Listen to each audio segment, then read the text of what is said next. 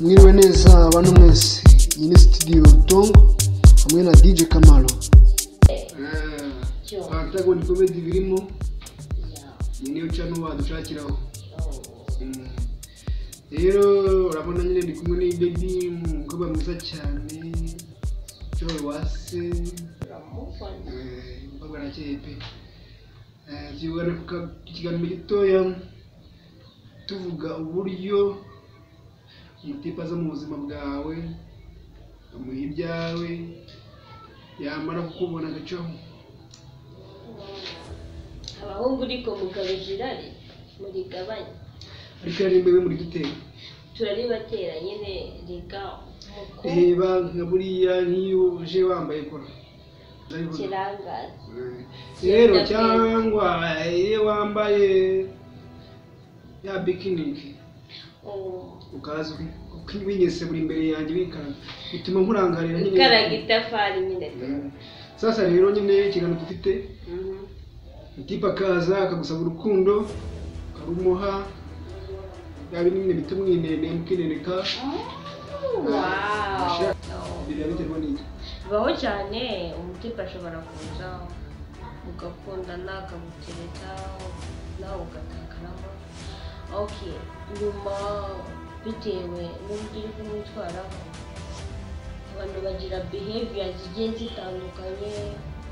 Ashobora kuba yarahuye n'umukobwa utamusaba ibirenze nkawe mwamara gukundana ubwo ibirenze ushatse kubiki ibirenze se urabona ukuntu ukundana n'umutipe ukamusaba kukwitaho gukorera umusatsi inzara mwiza ahenze bitewe n'ikofu mubonaho cyangwa se ukamubona nk'ufite amafaranga kandi we mufuka ava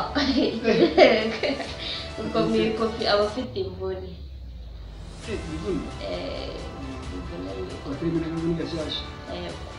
noneho se kugira ngo agende imba yaguhamagara gatatu mu cyumweru bitewe nyine na support umushakaho kandi abona bitazavamo agenda gake gake arangira yakwiyobya ariko hari n'abatipe bamwe na bamwe batereta umukobwa bafite icyo bamushakaho.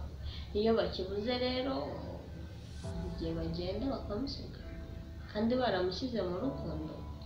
Nyine umutipa aza mu buzima bwawe nyine yashaka roho kaza karyoshya ariko hashaka nyine kumva yagenda bagere agenda nyine wadusura kumva mfite abatipe nyine baza nyine bagatubacaho bacaho kubera impamvu hari umutipe uzanga akora sex agahita acaho. Ni muri rwego ushatse kuvuga kugendamo nyine urumva nyine umutipe yaje mu buzima bwawe byanze bikunze ukamuha ibyawe sex nyine agomba kwibona ukamuhitako nicyo tuvuga gutanga itako nicyo tuvuga. Okay, niyo mpamvu acaho nyine hari umuhungu kandi wowe umaze kujya mu rukundo nabo ushobora kumuha itako ryawe ntirimunyure bitewe n'amatako menshi yagiye ahabwa bikaba ngombwa akagucika mbese utari fresh. Nta mukobwa utaba fresh ahubwo hari igihe we abona adashoboye avuga ati ahantu rwose nshobora kubigwamo. Hari igihe aba ari agavuba sibyo akavuga ati rwose ntabishobora pe numva ariyo biti.